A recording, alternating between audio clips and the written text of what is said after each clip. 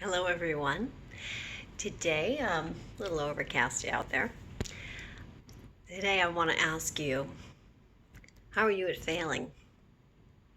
I know when I'm asking, I realize that some people, the idea of failing at something sits in your mind and makes us feel like we're failures because we failed.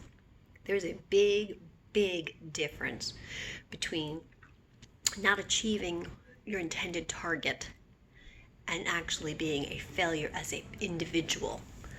And I think when we are able to differentiate the two, we've mastered it.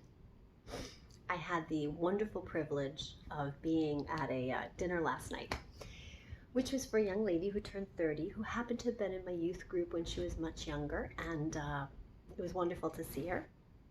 And one of her concerns was she was going to take the boards to be an RN, and she was concerned she was going to fail.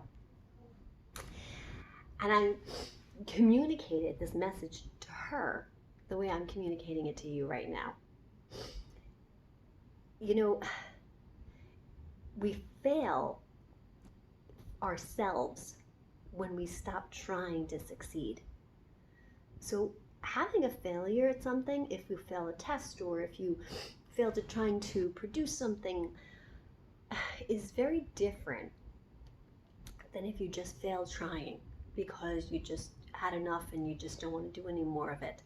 I think that is a greater disappointment to our own selves than it is if we keep trying to figure out what caused the failure. You know, I think we need to have an autopsy on our failures and look at it and say, what was the reasoning or the rationale that caused my failure? Let me see and ask questions and seek help and guidance so that way I can learn not to make the same mistake again.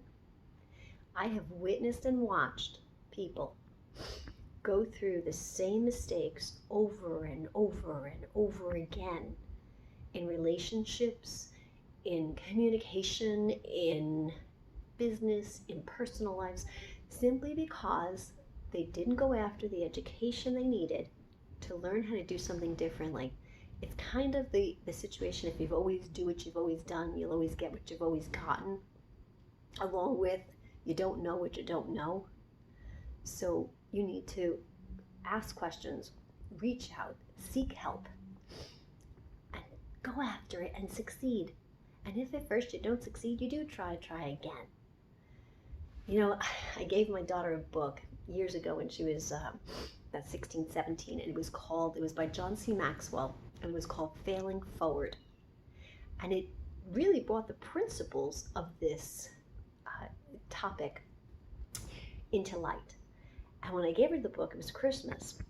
And I remember her opening the box and looking at it and her saying to me, "What, you expect me to fail?" And I said, "No, not at all." She had so much success in high school and had done so wonderfully well, and she was on such a path because she was a very driven individual.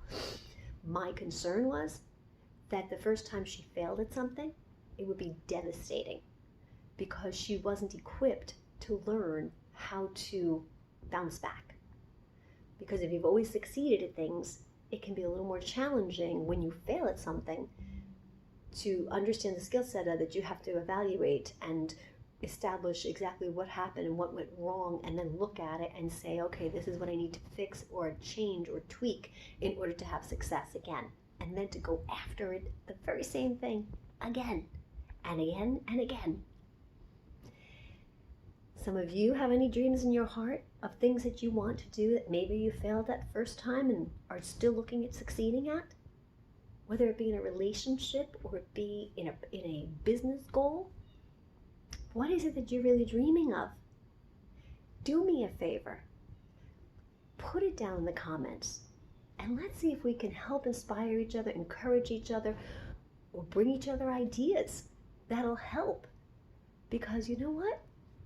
We need to be vulnerable enough to each other. And I think as women, we can tend to be so guarded, because we're so afraid of being hurt or wounded, whether it be emotionally or just in the context of relationships, that somebody might say something mean and we were a little more sensitive. We need to be more open so that we can be more receiving and receptive to people that want to help. Yeah, there's going to be a lot of naysayers out there. There's going to be a lot of people that are going to give you all the crap. But you know what? You don't want to put those walls up that don't allow the good stuff in simply because you're trying to keep the bad stuff out. You know, you'll learn how to keep the gates to your mind, so you can open the door and you can shut it. I hope that helps you today. And I hope you're having an awesome day. And I look forward to seeing your comments. It really means a lot.